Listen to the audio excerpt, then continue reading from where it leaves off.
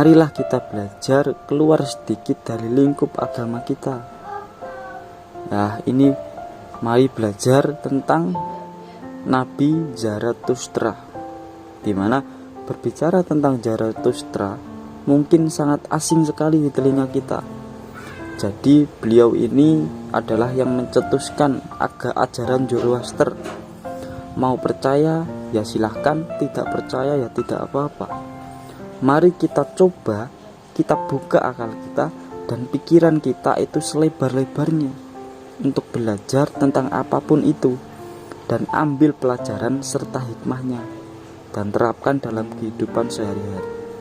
Nah, banyak orang yang mungkin kenal dengan orang ini dianggapnya itu sebagai penyembah api.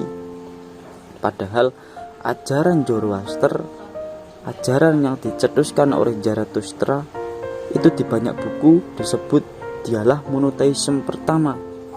Jadi agama yang punya satu Tuhan, satu-satunya pertama itu Zoroaster. Beliau ini lahirnya di Persia, tapi ada yang menyebutnya juga di daerah-daerah lain. Rasnya termasuk ras Arya. Jadi beliau lahir sekitar abad 600 sebelum Masehi. Satu zaman dengan era lahirnya filsafat di Yunani, zamannya tokoh Pythagoras dan kawan-kawan. Disitulah lahir Zarathustra. Dan menurut sejarah, Zarathustra ini adalah gurunya Pythagoras. Dan Zarathustra ini hidup saat masa Raja Cyrus II. Dan perlu diketahui, ini ada banyak sekali ajarannya Zoroaster yang masuk, entah itu sengaja apa enggak, atau hanya mirip saja mungkin. Tetapi isi ajarannya itu sama dengan ajaran tiga monoteisme besar, yaitu Yahudi, Nasrani, dan Islam. Dan ajaran Zoroaster ini mirip dengan mereka, dengan ketiga tadi.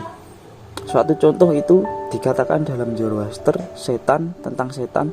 Jadi setan ini termasuk istilah dari bahasa Persia dulunya.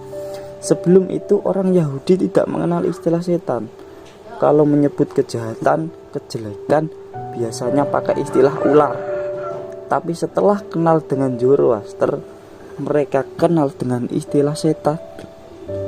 Lalu suatu contoh lagi itu soal surga. Kalau di Zoroaster, surga itu berasal dari bahasa Persia yang yaitu paradise. Sedangkan kalau di dalam bahasa Indonesia kan surga itu Firdaus, kalau dalam bahasa Arabnya Firdaus. Ya, termasuk di dalam ajarannya Zarathustra ini ada kisah itu semacam Isra Mi'raj. Jadi ada tokoh agama yang dinaikkan oleh Tuhannya untuk mengunjungi surga dan neraka. Jadi muter-muter gitu di akhirat, terus balik lagi selama satu malam. Tapi kisah ini itu berabad-abad jauh sebelum Nabi Muhammad Isra Mi'raj itu sudah ada cerita seperti itu.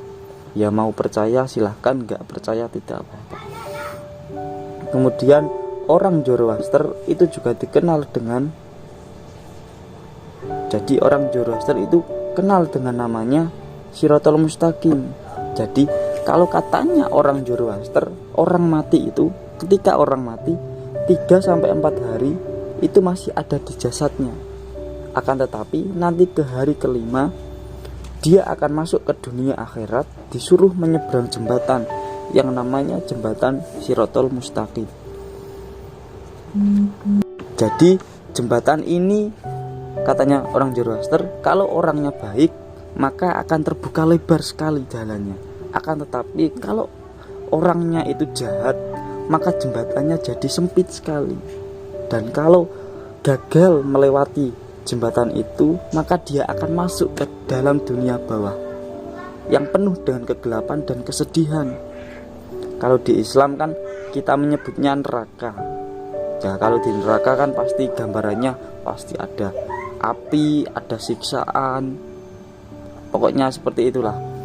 Akan tetapi Katanya orang Zoroaster, neraka itu isinya kegalauan, ketakutan, kesedihan, sumpek, gelap, perasaan-perasaan yang tidak mengenakan semua. Nah, ini adalah contoh-contoh bagaimana ajaran Zarathustra itu dekat, sangat dekat sekali dengan ajaran monoteisme. Cuma memang kita hari ini itu tidak banyak kenal dengan tokoh ini, Zarathustra ini yang dianggap nabi. Kita kenalnya kan hanya Majusi saja. Memang di Al-Quran itu disebut Majusi, tapi jangan salah, Majusi itu adalah agama yang diberontak atau dibantai oleh Zarathustra. Dan Zarathustra adalah termasuk penentang agama Majusi. Seperti contoh agama pagan politeis sebelum lahirnya Zoroaster. Jadi bisa dikatakan itu Zarathustra ini termasuk mujadid. Mujadid itu artinya pembaharu, tokoh pembaharu. Jadi nabi yang membawa ajaran baru. Akan tetapi karena dia membawa ajaran baru, sehingga dia itu dimusuhi banyak orang.